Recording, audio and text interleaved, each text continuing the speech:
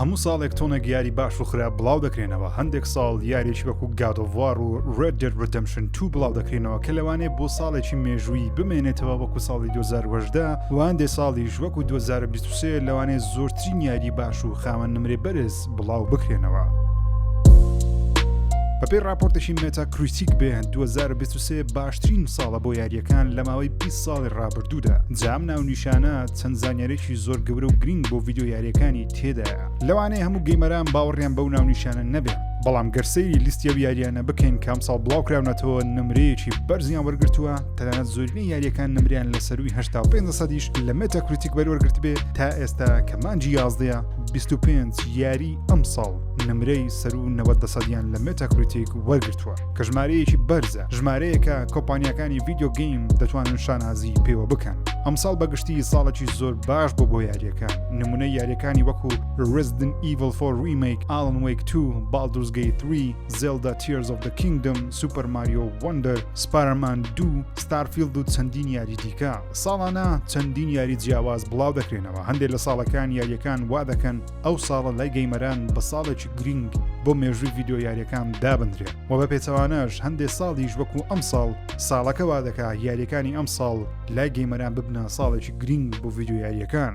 جیاواز دە فیلم و میدیاکانی دیکە ساڵی بڵاوبوونەوەی بەرهەمەکان بۆ یاریەکان زۆر گرنگن، چونکە کاتێک سەرەتا تریلەرێک بۆ یاریەک بڵاو دەکرێتەوە گەیمەران لەوانەیە چەندین ساڵ جاری وا هەبووە 5 ساڵ بۆ 8 ساڵ چاڕوانی دەرچوونی یاریەکە دەبن. جا ساڵەکان بۆ گەیمەران گرنگن. جا کاتێک یاریی بڵاو دەکرێتەوە ئیدی ئەو ساڵە لای گەیمەران بە ساڵێکی گرنگ سیر دەکرێت. جگە لە 2023 لە 2018 هەمان حاڵەت ڕوویدا. نمونە هەردوو یاری Red Dead Redemption 2 God of War 2018 هەردوو یاری 5 بۆ 6 ساڵ پێش 2018 کاریان لەسەر کراوە. جا گەیمەران زیاتر لە 5 ساڵێک ڕۆژ بە ڕۆژ ژماردویانە تا دوو یاریە بڵاو دەکرێنەوە.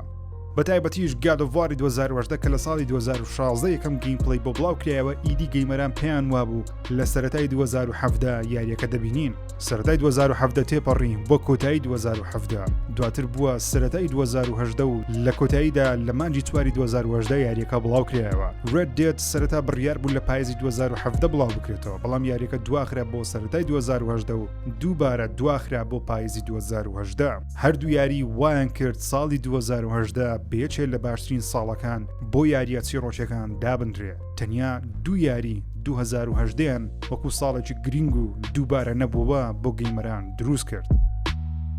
جیاواز لە 2018 ئەم ساڵ یان 2023 ساڵێکی یەک یا دوو یاری نییە، بەڵکو زیاتر لە 20 یاری نایابە. ئەم ساڵ یاریەکان ئەمەندە زۆرن هیچ گەیمەرێک ئەو کاتەی نییە ئەو هەموو یاریە تەواو بکە یان ئەو پارەیەی نییە ئەو هەموو یاریە بکڕێ و تاقیکاتەوە.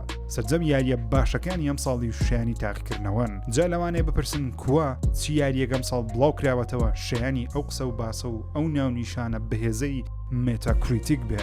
با باسییان بکەین. یاریشی وەکو Dead Space Remake گەرچی ژمارەیەکی زۆری لێ نەفرۆشە، بەڵام پێشوازێکی زۆر باشی لەلایەن ڕەخنەگرانی گەیمەوە لێکرا. یاریەکە زۆر بە ناوازەیی هەمان چیرۆک و گەیمپڵەیەکی نۆژەنکرا و بە میکانیکێکی نوێی سەردەم دووبارە پێشکەشی گەیمەرانی خۆی کردەوە. یاریەکی دیکەی ریمەیک کە Resident Evil 4 پێشوازێکی زۆر گەورەی لێکرا. تەنانەت بێچێت لە یاریە بەرزەکانی ئەم ساڵ لە ڕووی کوواڵێت و گەیمپڵەی و چیرۆک دەبینرێ. ڕاستە یاریەکە دووبارە دروستکراوەیە و تاو نوێ نییە، بەڵام کاپکۆم توانی یاریەک دروست بکاتەوە گەیمەرێکی زۆر لە تەواوی جیهان ئاشنایی سەردەمی زیرینی Resident Evil بکە کە لەسەر PlayStation 2 دروستی کردووە. لە ڕووی گرافیک و چیرۆک، کارکتەر و مامەڵەکردن لەگەڵ دروستکردنەوەی هەمان کەش و هەوای ئەو جیهانە بەناوبانگە لەبیر نەکراوە. Resident Evil 4 Remake شایانی هەموو ئەو پێدا هەڵدانەیە کە بۆی دەکرێت لە ئۆنلاین. نمونەیەکی زیندوی ئەو یاریەیە کە بە کۆمپانیا بە خۆشەویستیەوە دروستی کردوێتەوە، نەک تەنیا بۆ دەستکەوتنی پارەیەکی زۆر بەخێرایی دروستی بکەن و بڵاوی بکەنەوە. دوای Resident Evil 4 Remake یارێکی وەکو Metroid Prime Remastered بۆ سویچ بڵاو کرایەوە کە یەکێکە لە باشترین یاری کلاسیکەکان نیتندۆ بە هەمان شێوە. بە خۆشەویستیەوە بۆ سویچی نوێ دووبارە نوێ کرایەوە. یاریەکی وەکو The Legend of Zelda Tears of the Kingdom بە هەمان شێوە یاریە گەیمپڵەیەک دیزاینێک تەنانەت میکانیکێک شۆڕشێکی گەورەیە بۆ تەکنەلۆژیای دروستکردن و چێژوەرگرتن لە یاریەکان. نینتندۆ ئەم ساڵ بە ساڵێکی پڕیاری و سەرکەوتنەوە تەواو دەکات. یاریی وەکو سوپەر ماریۆ وەندەریان بڵاو کردەوە کەوا جگە لەوەی بۆ خێراترین یاری پرفرۆشی ماریۆ لە مێژوودا یاریەکان نیشاندانی خۆشەویستی پەرەپێدرانە بۆ گەڕانەوە بۆ ڕەچەڵەشی یاریەکانی ماریۆ کە توودیە. ملیۆنان کەسی لە جیهان عاشقی ڤیدیۆ یاریەکان کردووە بە هەمان شێوە لەسەر هەمان ئاست پێشوازێکی گەورەشی لێکرا. یاریێکی وەکو پیکمن 4یان بڵاو کردەوە کە بە هەمان شێوە پێشوازێکی گەورەی لێکرا. جگە لە نینتێندۆ ئەمساڵ بۆ گەیمەرانی PC و ستایل یاریەکانی PC وەکو Baldur's Gate 3 و Diablo 4 ئەمساڵ ساڵێکی زۆر گرنگ بوو. لە دوای سەردەمی کۆڕۆناوە چەندین ساڵە گەیمەران بەو شێوەیە ئەو هەموو یاریە نایابیان لە یەک ساڵدا نەبینیوە. بەتایبەتیش هەندێک ماڵپەڕ دەنووسن 2023 ئەوەندە نایاب بووە مەحاڵە کۆمپانیاکان بتوانن لەسەر هەمان کواڵەتی بەرز لە 2024 ئەو هەموو یاریە بڵاو بکەنەوە مەگەر لە 2025 بتوانن بەشێک لە یاریەکان بەو شێوەی نایابێ ئەم ساڵ بڵاو بکرێتەوە. Wulong Fallen Dynasty بە هەمان شێوە پێشوازێکی گەورەی لێکرا و بەهۆی دروستکردنی جیهانێکی تەواو نوێ و ببێت یەکێ لە سۆز لایکە بەهێزەکان. دوای دەیان ساڵ لە چاوەڕوانی ئەم ساڵ لە 2023 یاریێکی وەکو Hogwarts Legacy-مان بینێ. یاریێکی هاری پۆتەر وای لە گەیمەران کرد بستنە ناو قوتابخانە جادوویەکەی هاگوەرتس و ببنە قوتابی و دەست بە فێربوونی جادوو بکەن و جیهانی کراوە بێ و فریمی تێدابێ. گەرچی چیرۆکەکەشی لەوانەیە باشترینی هاری پۆتەر نەبێ بەڵام ماوەیەکی یەکجار زۆرە یاریێکی هاری پۆتەر و ئەو جیهانەمان بەو شێوەیە نایابە نەبینیوە.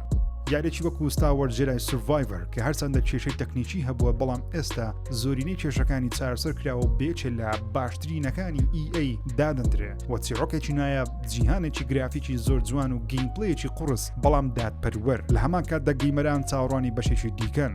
ئەمساڵ Mortal Kombat 1 بڵاوکرایەوە گەڕانەوە بۆ چیرۆکێکی نوێ و جیهانێکی نوێ.